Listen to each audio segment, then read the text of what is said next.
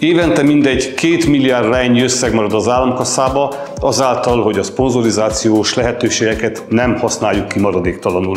Ennek érdekében iktattunk és hoztunk létre törvényt, miszerint minden évben december 25-éig az előző évben fel nem használt szponzoralap átirányítható egyesületek és alapítványok részére. Erre az évben azért van nagy szükség, mert az önkormányzatok, mint ismeretes, a megszorító intézkedések miatt nem tudnak többet eseményeket, rendezvényeket finanszírozni.